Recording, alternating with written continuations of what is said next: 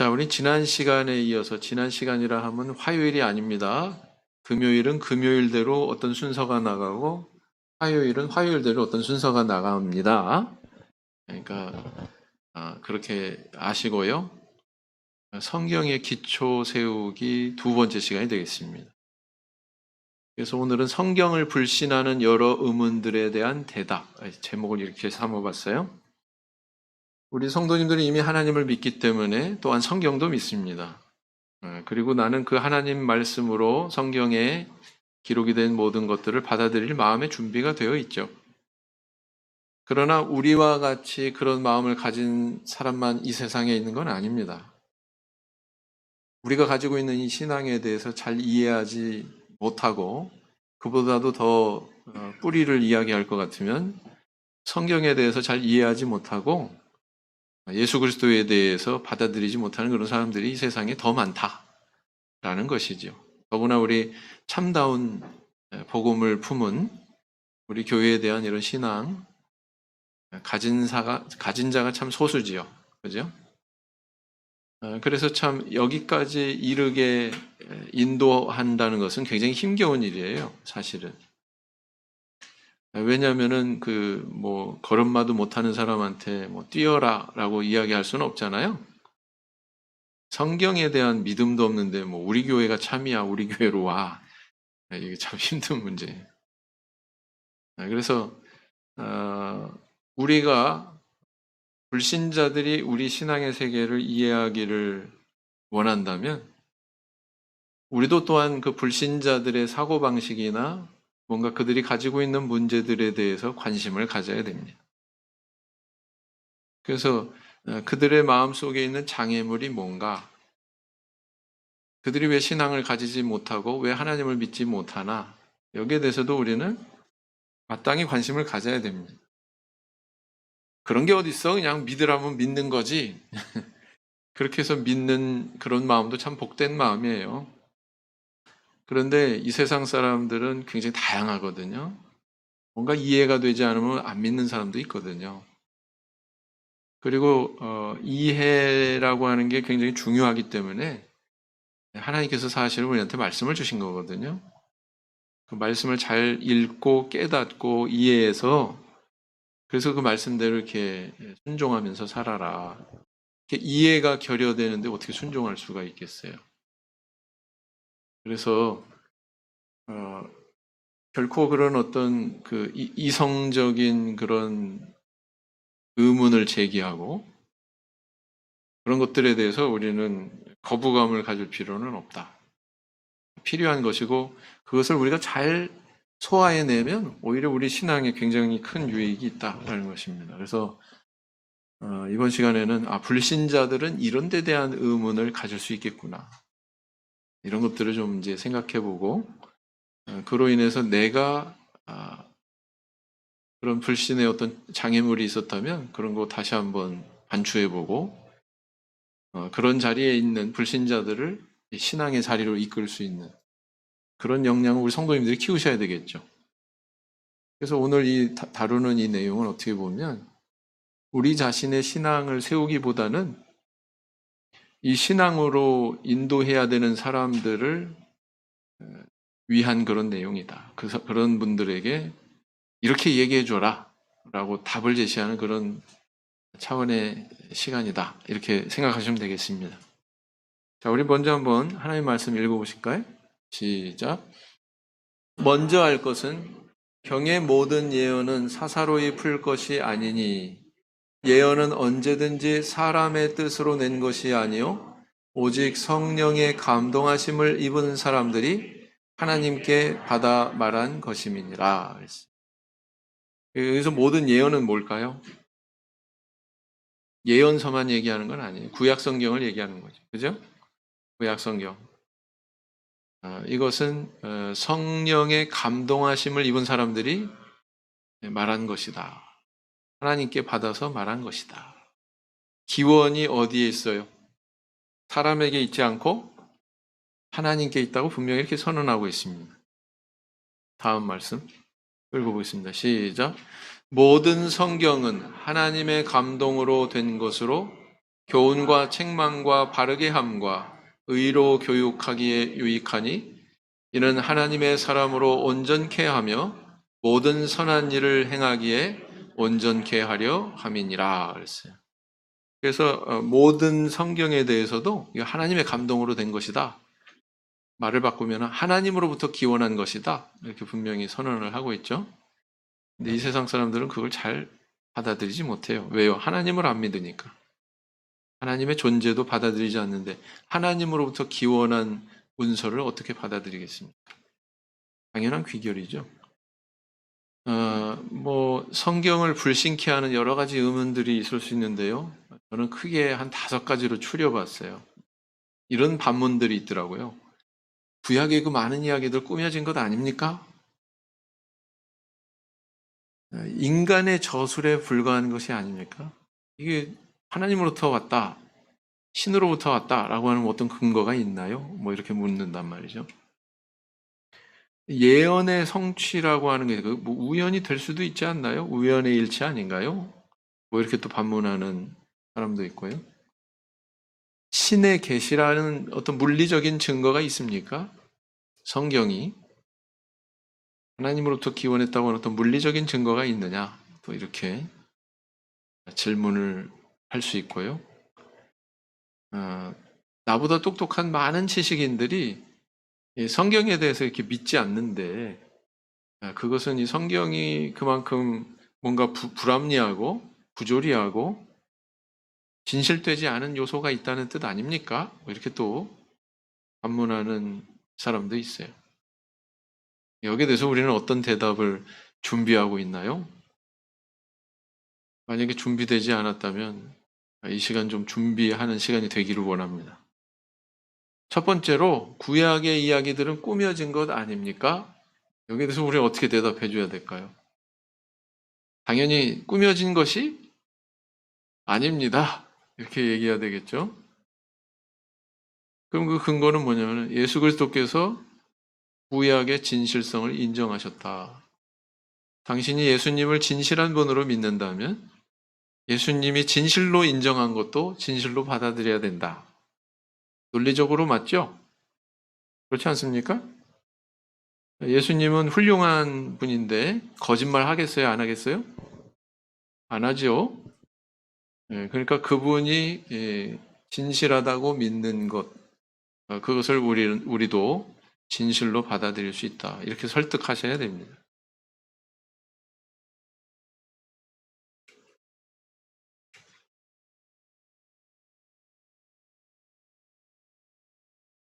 예수님께서 구약 성경을 인정하신 근거가 어떻게 찾아볼 수 있냐면요. 첫째는 뭐냐면은 예수님이 구약에 등장하는 수많은 사건과 그와 관련된 인물들의 이름을 인용하셨어요.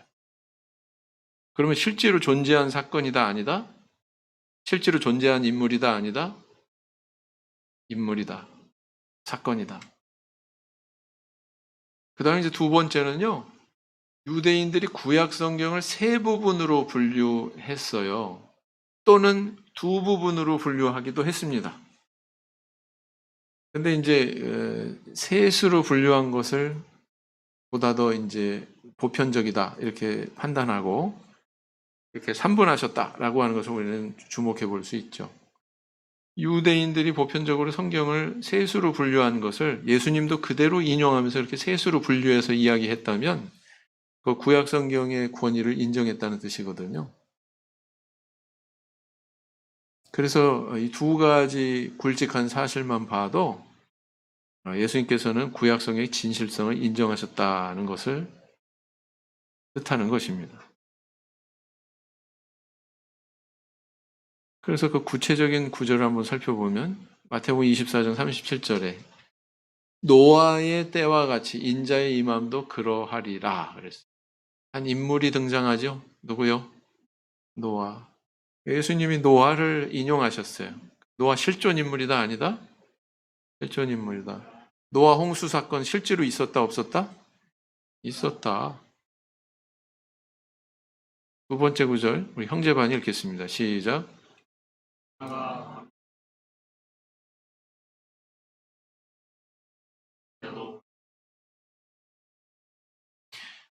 그 요나서를 보면 꼭 무슨 그 아동반 읽는 이야기책 같은 내용이 나오잖아요. 일반적인 그런 불신자들의 시각에서 동화책 같은 이야기가 나오지 않습니까? 사람이 물고기 뱃속에 들어가서 사흘을 거기서 있다가 나중에 생존했다. 정말 이야기책에서만 볼 수 있는 그런 내용 아닙니까? 그런데 예수님께서 여기 분명히 요나, 그리고 그가 그 물고기 뱃속에 있었던 이 사적에 대해서 인용을 합니까? 안 합니까? 인용을 하고 있잖아요. 그래서 이 예수님께서 이걸 인용하고 있다고 하는 사실을 주목하면 우리가 마땅히 믿어야죠. 예수님이 진실한 분이라고 받아들인다면. 요한복음 8장 56절 자매반 읽어보겠습니다. 시작. 너희 조상 아브라함은 나의 때 볼 것을 즐거워하다가 보고 기뻐하였느니라 그랬어요. 아, 예수님께서 아브라함이라고 하는 인물 이름도 거명을 하고 있구나, 인용하고 있구나. 아브라함도 역시 실존 인물이다 라는 걸 내포하는 것이죠. 또 12장 3절, 이거 다 읽지는 않겠습니다. 12장 3절 보면 다윗도, 또 다윗이 그 사울왕한테 쫓길 때 일어난 그 일에 대해서도 언급하고 계시죠. 요한복음 3장 14절에 보면 모세가 광야에서 뱀을 든 것 같이 인자도 들려야 하리니, 이게 무슨 얘기예요? 민수기 21장인가에 보면 불뱀 사건이 있습니다. 불뱀 사건. 이스라엘 백성들이 막 광야길이 막 너무 험악해가지고 너무 힘들어가지고 막 불평불만하고 원망하고 그랬더니 하나님께서 불뱀을 보내셨어요. 그래가지고 막 이 사람 저 사람 물고 죽는 그런 그 아우성 치는 그런 가운데 있었는데, 하나님께서는 또 그들이 죽지 않는 그런 길을 또 모세를 통해서 열어주셨죠. 모세로 하여금 노수로 뱀을 만들어가지고 장대에 달아라. 그것을 쳐다보는 자는 살리라. 예, 이 이야기에 대해서 예수님께서 지금 인용하고 계시는 거예요. 모세가 광야에서 뱀을 든 것 같이, 놋뱀 말하는 거죠. 놋뱀. 이것은 바로 예수님의 십자가에 대한 그런 예표적인 사건이었다라는 것을 우리에게 이야기해 주기도 하죠. 그 다음 누가복음 4장 27절을 보면 또 선지자 엘리사 때에 이스라엘에 많은 문둥이가 있었으되 그 중에 한 사람도 깨끗함을 얻지 못하고 오직 수리아 사람 나만 뿐이니라. 이 아람의 군대 장관 이 나아만이 문둥병이 걸려가지고 엘리사 선지자한테 나아갔다가 요단 강물에 7번 몸을 씻어라라는 그런 분부를 받죠. 네. 바로 그 사건에 대해서 예수님께서 이렇게 인용하고 계시다는 거예요. 그 다음 누가복음 17장 32절에서도 롯의 처를 생각하라. 뭘 생각하라는 거예요? 롯의 처가 어떤 일이 있었습니까? 멸망하는 그 소돔성을 뒤돌아봤다가 뭐가 됐어요? 소금 기둥이 되지 않았습니까? 롯의 처를 생각하고 경성하라 이거예요. 세상에 그렇게 집착하면 이렇게 멸망하니까 경성해라. 이런 말씀도 예수님께서 하셨단 말이에요. 그 롯의 처가 소금 기둥이 된 그 사건이 밑바탕이 되지 않는다면 예수님께서 이런 말씀을 하실 필요가 있어요? 없어요? 없는 거잖아요. 그래서 이렇게 살펴보면 예수님은 무수히 일부에 불과합니다. 제가 지금 여기에 인용해 놓은 것은 지극히 일부에 불과해요. 여러분들 찾아보면 어마어마하게 많습니다. 그런 많은 내용들을 예수님께서 구약 성경의 내용들을 인용하셨다는 것은 구약에 발생했던 그런 사건, 거기에 등장한 여러 인물들, 실제로 일어났고 실제로 존재한 사람들이었다라는 것을 분명히 우리한테 이야기해주고 있는 거죠. 그렇게 여러분들 증거하실 수 있어야 돼요. 불신자들한테. 우리 자라나는 청년들, 성경 잘 모르고 기독교에 대해서 잘 모르고 하나님에 대해서 잘 모르는 그런 친구들한테 이렇게 반박해줘야 됩니다. 이렇게 얘기해 줄 수 있어야 됩니다. 나만 잘 믿는다고 신앙생활 잘하는 거 아니잖아요. 그죠? 다른 사람 이렇게 진실로 진리로 이끌 수 있는 그런 역량을 우리 어렸을 때부터 갖추면 우리 하나님께서 얼마나 기뻐하실까요? 그 다음 유대인의 구약 성경 분류법이 있는데요. 토라, 느빔, 크투빔 또는 케투빔 이렇게 세 수로 분류를 합니다. 토라는 많이 들어보셨죠?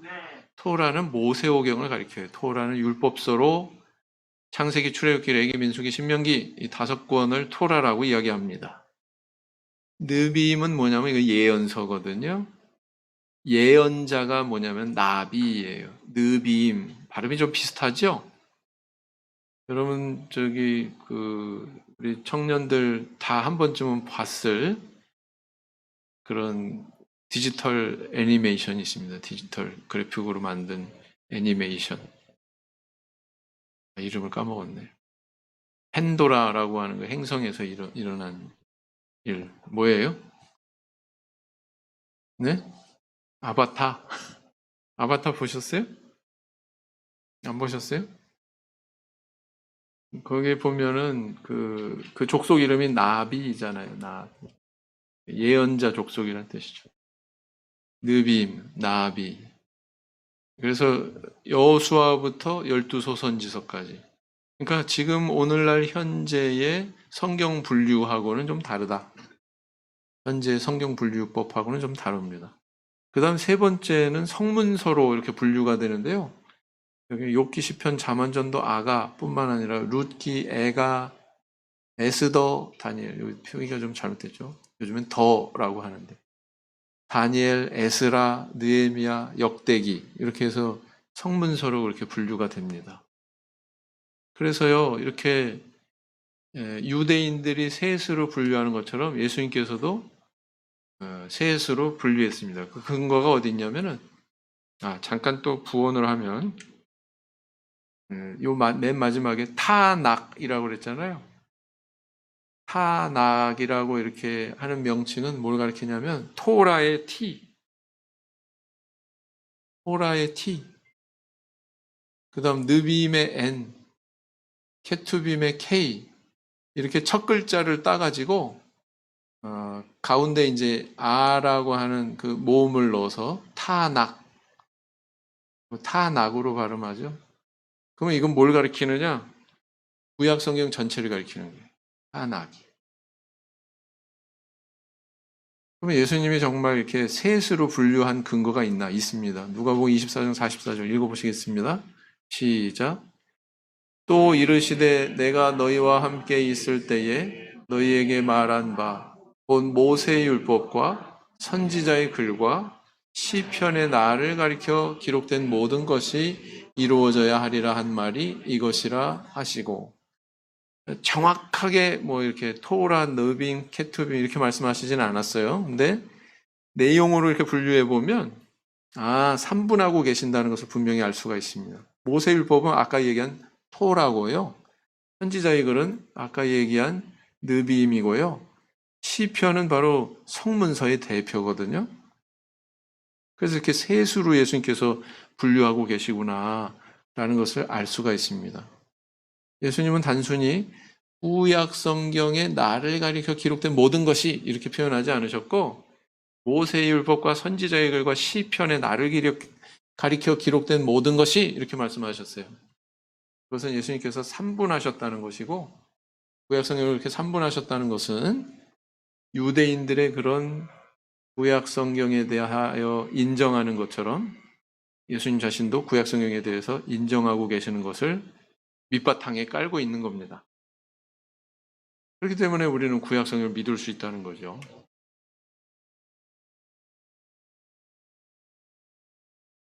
그래서 이렇게 두 가지 사실만 들어서 이야기해줘도 대단히 설득력 있게 뜻을 전달할 수가 있는 겁니다. 그 다음에 이제 두 번째 의문을 제기하는 사례가 있었죠. 인간의 저술에 불과한 것이 아니냐.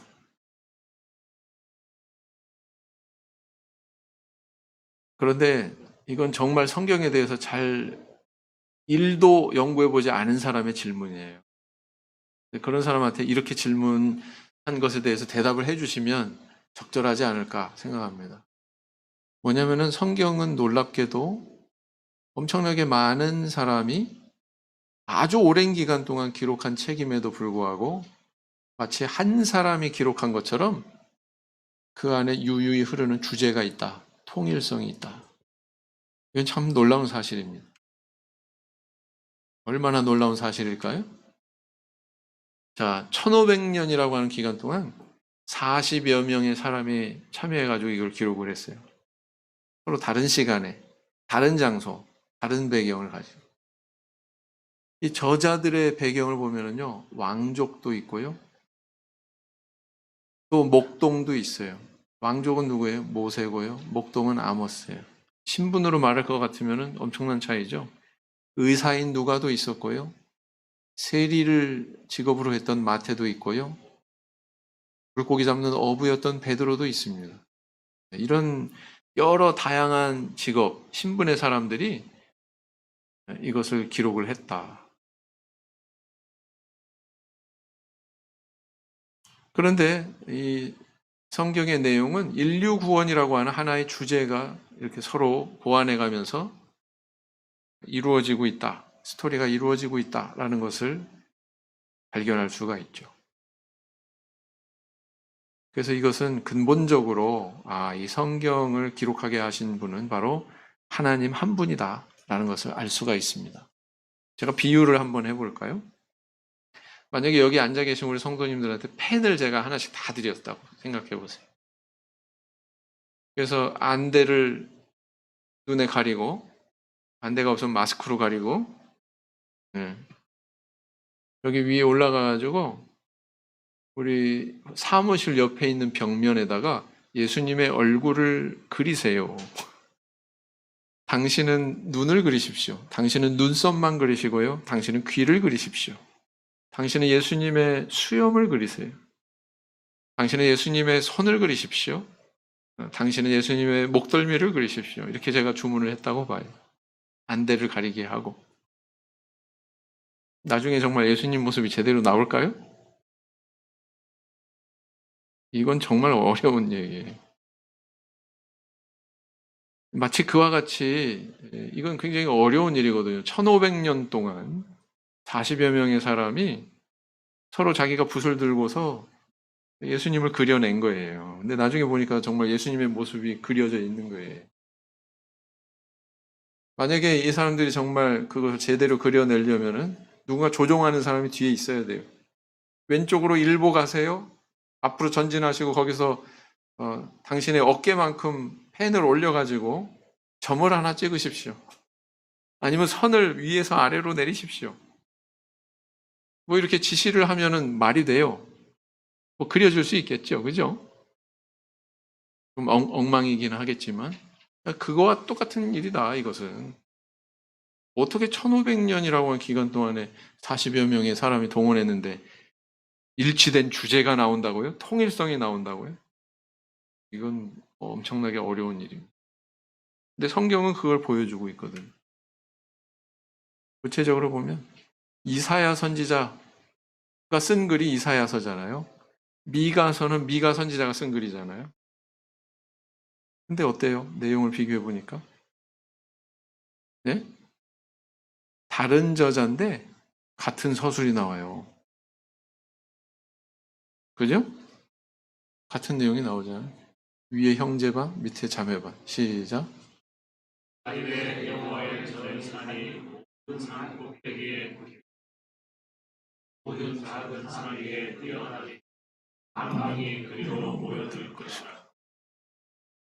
자매반 이어서 마릴에 이르러는 여호와의 전의 산이 산들의 꼭대기에 굳게 서며 작은 산들 위에 뛰어나고 민족들이 그리로 몰려갈 것이라. 그 다음 신명기 18장 15절, 사도행전 7장 37절 보면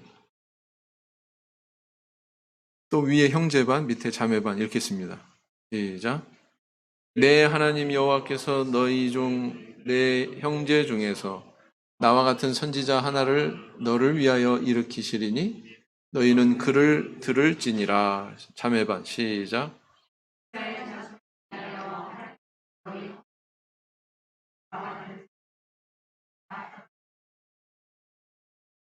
사도행전 7장은 누가 지금 이렇게 이야기하고 있는 겁니까?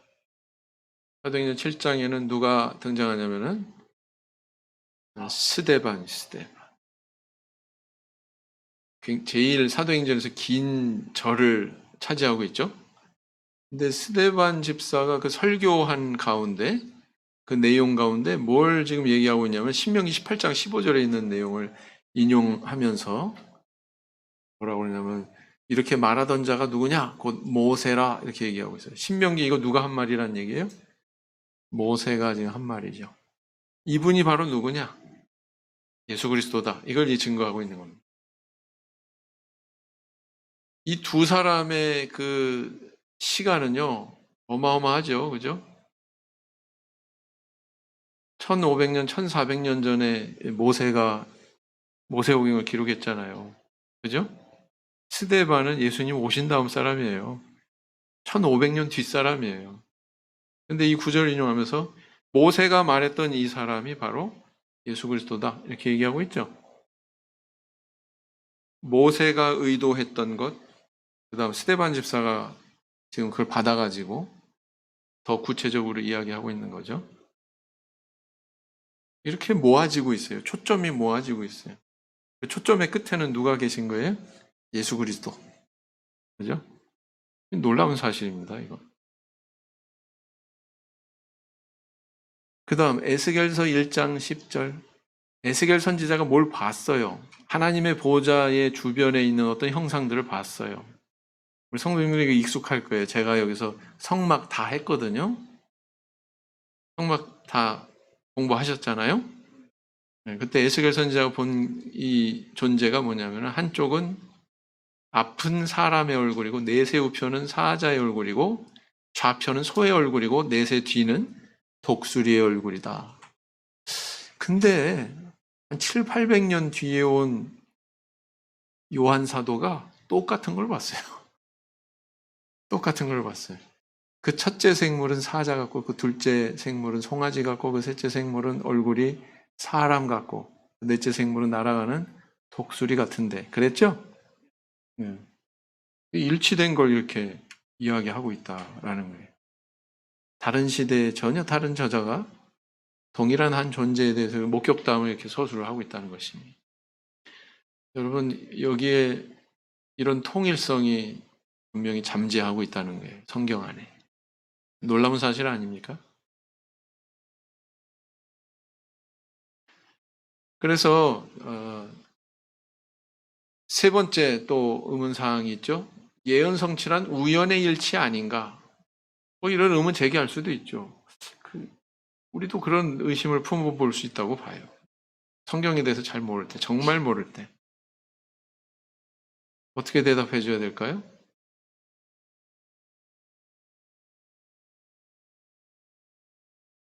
요건 좀 잘못됐어요. 제가 이사일이니까 양해해 주시기 바랍니다. 우연의 일치가 아니고 그렇게 많은 분량의 것이 한 사람에게 이렇게 성취되고 있다고 하는 것은 이건 정말 놀라운 사실이다라는 것입니다. 네. 구약 성경에서 예수 그리스도에 대한 예언의 내용이 무려 한 300여 회에 달합니다. 여러분, 한 사람에 대한 어떤 종교가 있어요. 종교의 어떤 경전이 있습니다. 근데 그 경전 안에 교주가 아니더라도 어떤 특정한 인물에 대해서 예언하는 그런 분량이 이렇게 많은 경전이 있다고 들어본 적 있어요? 불교나 유교나 무슨 마호메트교나 있습니까? 마호메트교가 저기 뭐예요? 회교예요, 회교? 없습니다. 근데 성경은요, 이 그리스도에 대한 예언이 이렇게 풍부하게 많이 잠재하고 있어요. 이건 참 놀라운 사실입니다. 그 한 분에 대해서. 그 내용은 바로 예수 그리스도의 가계에 대해서. 예수님은 어떤 지파예요? 유다 지파죠. 또 다윗의 자손이죠. 네. 마태복음 1장 1절에서 예수님을 어떻게 소개하고 있어요? 마태가 아브라함과 다윗의 자손, 예수 그리스도의 세계라. 아브라함의 자손이면서 동시에 다윗의 자손. 보면은 아브라함한테도 그 자손에 대해서 약속한 내용이 있고요. 다윗의 시절에도 그 자손에 대해서 약속한 그런 내용이 있습니다. 그 다음 예수님의 탄생에 대해서, 또 그분이 어떤 일을 할 것이다 라는 것에 대해서, 또 그분이 이런 죽음을 당하실 것이다 라는 것에 대해서, 또 부활에 대해서, 이런 것까지 아주 세세하게 예언이 되고 있다는 사실이에요. 그리고 또 예언이 되었을 뿐만 아니라 그게 성취됐다는 사실입니다. 모두, 일부가 아니라 뭐라고요? 모두. 이거는 다른 종교의 어떤 경전에서 발견할 수 없는 독특성이다. 이거는 우리가 믿는 이 기독교 안에서만 그걸 발견할 수 있지, 다른 종교에서 있으면 가져와 보세요. 제가 한번 검토해 보겠습니다. 이것은 바로 성경이 하나님께서 주신 계시라고 하는 것의 명백한 근거다, 이렇게 볼 수가 있습니다. 우리는 설명할 게 많아요. 불신자들한테 설명해 줄 수 있는 게 많습니다. 자, 이사야 7장 10절, 예수님의 출생에 대한 예언이죠. 보라, 처녀가 잉태하여 아들을 낳을 것이요 그 이름을 임마누엘이라 하리라 그랬어요. 마태복음 1장 23절, 보라, 처녀가 잉태하여 아들을 낳을 것이요 그 이름을 임마누엘이라 하리라 하셨으니 이를 번역한즉 하나님이 우리와 함께 계시다 함이라. 여기서 이제 한 가지 의문을 제기할 수가 있죠. 이름이 예수였는데 여기는 임마누엘이라고 이렇게 기록을 하고 있잖아요. 요거는 조금 그 융통성 있게 생각하셔야 된다. 일컬어 임마누엘이라 하리라. 뭐 이런 정도로. 고유명사로서의 그 이름을 가리키는 것이 아니라 예수 이름에는 모든 게 다 포괄적으로 다 담겨 있죠. 임마누엘의 그런 의미도 다 담겨 있죠. 임마누엘이 전제되지 않는다면 어떻게 우리를 죄에서 구원할 자가 되실 수 있겠습니까? 사실은 예수님이라고 하는, 예수라고 하는 그 이름 안에는 모든 것들을 다 포괄하고 있는 거죠. 역시 임마누엘이라고 하는 개념도 그 안에 다 있는 거다. 그러니까 구약의 예언은 사실은 마치 스케치하는 것처럼 채색도 안 하고 막 이렇게 크로키 스케치하는 것처럼 그렇게 이루어지는 예언도 많이 있어요. 그런 차원에서 이해해야 된다. 자, 시편 22편은 유명한 그런 시죠. 시편 22편은 순환시입니다. 순환시. 이것은 예수님의 십자가의 순환을 예언한 그런 내용이구나라는 것을 곳곳에서 알 수가 있습니다. 개들이 나를 애워쌌으며 진짜 개들일까요? 아니죠. 그와 같은 자들. 나를 애워쌌으며 악한 무리가 나를 둘러 내 수족을 찔렀나이다. 구약 성경에는 뚜렷하게 예수님의 십자가에 매달렸다, 뭐 십자가에서 못 박혔다 이런 표현은 없습니다. 그러나 시편 22편에 보면 내 수족을 찔렀나이다 이런 표현이 있죠. 이건 놀라운 사실이에요. 수만 아니고 족까지 수족을 찔렀나이다. 이게 어떻게 성취된 거예요? 마가복음 15장 25절, 때가 제3시가 되어 십자가에 못 박으니라 이렇게 기록하고 있죠. 이런 것도 예언이 되어 있었구나. 심지어는 시편 22편 18절, 내 겉옷을 나누며, 역시 22편이죠. 예수님 십자가 달리실 그 무렵에 대한 그런 관련된 예언입니다. 여기 보니까 내 겉옷을 나누며 속옷을 제비 뽑나이다 이렇게 기록하고 있어요. 근데 마가복음 15장 24절에 십자가에 못 박고 그 옷을 나눌새 누가 어느 것을 얻을까 하여 제비를 뽑더라.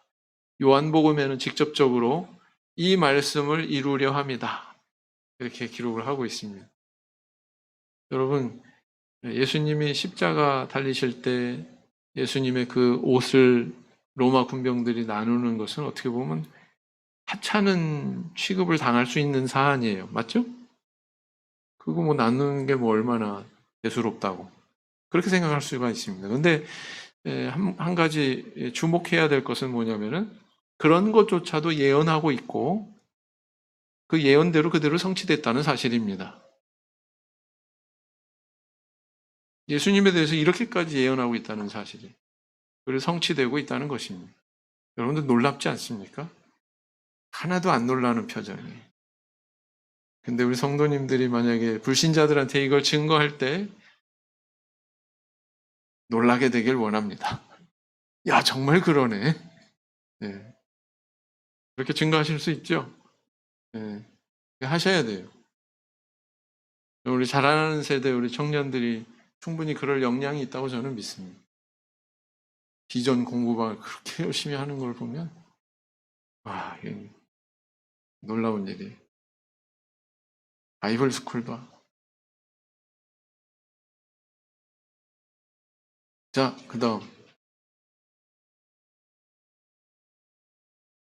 요나가 밤낮 사흘을 큰 물고기 뱃속에 있었던 것 같이 아까 읽었던 구절인데 인자도 밤낮 사흘을 땅속에 있으리라 예수님께서 그대로 예언하신 거죠. 예수님의 예언이잖아요. 예수님 자신의 예언이지 않습니까? 네, 그런데 고린도전서 바울 사도가 뭐라고 이야기하냐면 장사 지낸 바 되었다가 성경대로 사흘 만에 다시 살아나사 그랬어요. 예수님이 사흘 만에 살아나셨는데 그냥 살아나신 게 아니라 무엇대로? 예? 성경대로. 이 의미는 뭐예요? 성경에 예언된 대로. 그 말씀 아니겠습니까? 그렇다. 그래서 이렇게 예수님에 대한 예언이 대단히 많이 구약 성경에 감추어져 있는데 이런 것들이 그대로 성취가 됐다. 참 놀라운 사실이에요. 그러니까 예수님이 주장하신 대로 구약 성경 그건 다 나에 대한 이야기야. 다 나에 대한 이야기. 그게 가능한 거죠. 우리 성경에 요셉도 누구를 예표하는 인물이에요? 요셉. 예수님. 왜 그럴까요? 요셉은 그 아버지의 귀한 아들이었어요. 야곱의 귀한 아들이었습니다. 예수님도 우리 하나님의 귀한 독생자 아들이시죠? 근데 낮고 낮은 비천한 그런 신세가 됐어요. 요셉. 은 20에 팔려가지고 애굽의 노예로 팔려졌습니다. 맞죠? 종의 그런 신분이 돼버렸어요. 우리 예수님 그 높은 하늘의 신분을 버리시고 낮고 낮은 이 땅에 종의 신분으로 낮아졌습니다. 맞죠? 일치하지 않습니까? 그 다음에 요셉은 오해받고 감옥에 갇히고 굉장히 힘들었습니다. 우리 예수님도 마찬가지죠. 동족들로부터 오해받고 바리새인과 서기관들 그리고 많은 율법사들로부터 오해받고 여러 가지 그런 고난을 받으셔야만 됐습니다. 그리고 또 요셉은 그 아버지와 형들에게는 마치 죽은 것처럼 그렇게 받아들여졌었어요. 그런데 나중에 버젓이 살아가지고 눈앞에 나타났죠? 그런 것처럼 우리 예수님도 어때요? 죽었다가 다시 살아나셨죠. 그리고 또 요셉은 그 시대에 기근으로 고통하는 전 세계 사람들을 구원했어요. 애굽의 양식 구하러 모든 나라에서 다 몰려 들어오지 않았습니까? 전 세계적인 기근이었어요. 만약에 요셉이라는 인물이 없었다면 그때 인류는 아마 기아로 다 죽고 말았을 거예요. 근데 그 사람들을 구원한 인물이 바로 누구였느냐? 요셉이다. 우리 예수님도 마찬가지. 전 인류를 구원하시기 위해서 존귀한 자리에 앉으셨죠? 요셉이 그런 고난을 받고 애굽의 총리가 된 것처럼 우리 예수님도 모든 고난을 이기시고 결국 부활하셔서 하나님의 아들로 인정되셨습니다. 그래서 이렇게 구원 사역을 지금도 교회를 통해서 계속하고 계시죠? 어떻습니까? 닮은 점이 많죠. 그런가 하면은 모세도 또 예수님의 상징인 인물이다. 또 이렇게 볼 수가 있습니다. 예표가 되는 인물이다. 거기에 대해서는 다 서술하지 않겠어요. 다음 기회에 또 있을 겁니다. 그래서 너무나도 많아요. 구약성경에 보면 인물, 뭐 어떤 사건, 뭐 이런 것들이 너무나도 많이 예수님의 모습을 투영하고 있고 그림자로 비춰지고 있습니다. 자, 그 다음에 이제 네 번째는 신의 계시라고 하는 물리적인 증거가 있는가? 있습니다. 네. 그럼 그 물리적인 증거가 뭐냐? 사해사본이에요. 20세기 최고의 고고학, 성서고고학이죠. 성서고고학 발굴로 일컬어지는 그런 이 사해사본인데요.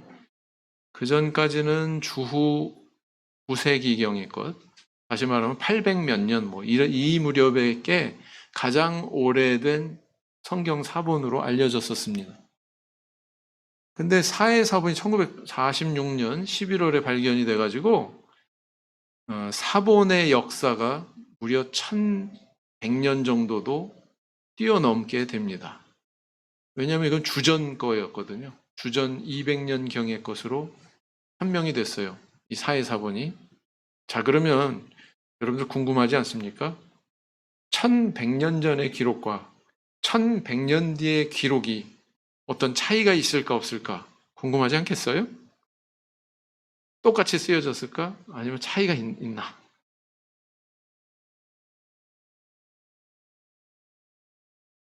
오차가 거의 없습니다. 오차가 있는 부분은 지극히 미미한 부분. 예. 사람이 이렇게 사람 손으로 이제 기록이 되다 보니까 약간의 어떤 점 찍고 획 틀어지고 이런 그런 정도의 오차는 있을 뿐 내용적으로 치명적인 어떤 그런 다른 이문이 있다 없다? 다른 문장이 있다 없다? 없다라는 것입니다. 이게 참 놀랍지 않습니까? 여러분 1000년 전 언어에 대해서 우리 성도님들이 한번 접해 보신다면은 의사소통이 가능할까요? 이거 쉽지 않은 일입니다. 자, 여기가 바로 이스라엘의 쿰난 지역이라고 하는 지역이거든요. 사해의 서북쪽. 여기에서 생활한 신앙 공동체가 있었습니다. SNF파에 속한 신앙 공동체. 경건 생활을 하려고 하는, 그래서 자기들만의 독자적인 그런 신앙 생활을 했던 사람들입니다. 그들의 주거 유적이고요. 유약도 바르지 않은 그들의 소박한 식기고요. 그들이 입었던 복장입니다. 샌들에 그냥 속옷 위에다가 저 이렇게 두건같이 생긴 것을 뒤집어 쓰고 허리띠 매면 그게 다 입은 거예요. 옷을 입은 거예요. 그들은 일과를 시작할 때 정결례를 행했고 일과를 마쳤을 때 또한 저렇게 정결례 욕탕에서 정결례를 행했습니다. 그리고 하는 일이 뭐냐? 성경 필사하는 거예요. 성경 필사. 그들이 남긴 그런 성경 필사의 내용들이 많은 동굴에서 성경 내용만 발견이 된 게 아니고 창세기부터 구약성경 전체 말라기까지 에스더서를 제외한 모든 성경의 거의 모든 내용이 보존돼 가지고 그렇게 발굴이 됐습니다. 저것만 발견이 된 건 아니죠. 성경만 발견이 된 게 아니고 이 사람들이 가지고 있었던 어떤 다른 문학 작품들도 발견이 됐습니다. 안에는 굉장히 큰 공간이 있어요. 사람이 저렇게 서가지고 왔다 갔다 할 수 있는 저런 큰 동굴입니다. 사본이 담겨있던 항아리고요. 처음 발견한 인물이고요. 이게 뭔지 몰라가지고 사냥용 총 한 자루, 결혼 지참금으로 쓸 돈 이 정도만 받고 왼쪽에 있는 저 칸도라고 하는 사람한테 넘겼죠. 그런데 오른쪽에 있는 사무엘 대주교는 저 가치를 알아보고 거기에 1000배에 가까운 돈을 받고서 넘겼답니다. 이리저리 옮겨 다니던 이 사해사본은 이스라엘의 한 충직한 퇴역 장군인 이가엘 야딘이라는 사람이 이걸 개인적으로 매입을 해가지고 이스라엘 정부에 기부를 합니다. 지금 현재는 이스라엘 박물관에 있죠. 우리 그 청주에도 성지순례 간 우리 청년들이 있는데 이스라엘 박물관에도 지금은 저게 없습니다. 어디 감춰놓고 저기 있는 거는 사본만 진열이 되어 있죠. 이 사본학 학자들은 평생 밥 먹고 하는 일이 저거 하는 거예요. 퍼즐놀이 하고 있어요. 퍼즐놀이. 여기에 대해서 지난 시간에 다 보여드렸습니다. 이렇습니다. 자, 그래서 이 사해사본이 이렇게 발견이 된 사실은 어떤 의미가 있느냐? 그런 1100년의 시간을 두고서 두 개를 비교해 보니까 차이가 있다 없다? 없더라. 아까 지극히 미미하다고 그랬잖아요. 그죠? 별 중요하지 않은 것. 그래서 이런 사실을 보면 야, 성경은 정말 믿을 만하다. 구약 성경이 그냥 기록이 된 게 아니구나 라는 거 알 수 있어요? 없어요? 알 수 있습니다. 1000년의 세월은요, 사람 언어도 바뀌어요. 우리 성도님들 1000년 전 사람들하고 대화 가능하겠어요? 불가능합니다. 왜요? 단어의 의미도 바뀌고요. 표현도 바뀌고요. 제주도 방언도 못 알아듣는데, 제주도 방언도. 그러잖아요? 놀라운 사실이에요. 그 다음, 지식인의 불신은 거짓의 증거가 아닌가. 지식인 가운데는 불신자도 있지만, 하나님을 제대로 받아들이고 믿은 많은 인물들도 있습니다. 여러분, 전 세계에서 가장 많이 팔리는 게 뭔 줄 아세요? 성경입니다. 한국은 뭐가 가장 많이 팔리는 줄 아세요? 한국도 기독교 강국이거든요. 한때 잘 나갈 때는 인구 5명 중에 1명이 기독교인이다. 그럴 때도 있었거든요. 근데 한국에서는 제일 잘 나가는 도서가 성경이 아닙니다. 뭘까요? 소정비결이랍니다. 이것도 놀라운 사실이에요. 네. 볼테르라고 하는 사람은 뭐라고 이야기를 큰 소리를 쳤냐면은 앞으로 100년 뒤면은 성경은 지구상에서 영원히 사라질 것이다. 오만한 그런 선언을 했죠.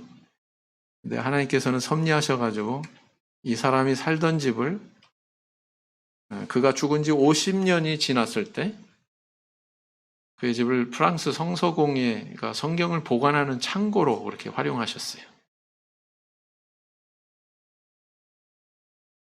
자, 영화 배너의 원작자 류 웰리스입니다. 이 사람은 원래 기독교인이 아니었다고 그래요. 근데 친구 잉거솔이라고 하는 사람은 기독교에 대한 반감을 가지고서 기독교를 말살시키고자 하는 목적을 가지고서 열심히 성경 읽기를 시작했습니다. 한 번 읽고, 2번 읽고, 3번 읽고, 여러 번 읽기를 반복하는 동안에 기독교의 오류들을 하나씩 하나씩 정리해 나가기 시작했고, 그런데 그것이 나중에는 오류가 아니라 성경을 이해하고 나니까 이것이 다 신앙 안에서 해소가 되는 것을 이해하게 됐습니다. 그래가지고 기독교인이 됩니다. 물론 참여수교인은 아니지만. 그래가지고 한 일이 뭐냐? 그런 은혜를 체험하고서는 이 사람이 소설을 써요. 그래서 나온 게 뭐냐? 배너에. 영화로도 나왔죠? 청년들은 이 영화 모를 거야, 잘. 본 적 있어요? 없죠? 배너라고 하는 영화, 연로하신 우리 성도님들은 다 잘 아는 영화입니다. 유명한 영화입니다. 여기 보시면은 작자 이름이 여기 나와 있잖아요. 그죠? 이쪽 끝에. 류 웰레스. 이렇게. 그래서 이런 사실을 보면 성경은 정말 신뢰할 근거가 많다. 첫 번째 우리가 붙들어야 되는 원리는 뭐냐면은 예수님을 믿을 만한 분이라고 받아들인다면, 진실한 분이라고 받아들인다면 성경도 진실하다고 받아들여야 된다는 거예요. 예수님을 믿는다면 성경도 믿어야 됩니다. 그래야 모순되지 않는다. 사회사본의 발견은 성경의 진실성을 보여주는 물리적인 근거가 된다. 전혀 다른 방향에서의 답의 제시죠. 성경을 읽고 수많은 변화된 사례들이 많다. 이런 것들이 우리가 줄 수 있는 대답이라고 볼 수가 있습니다.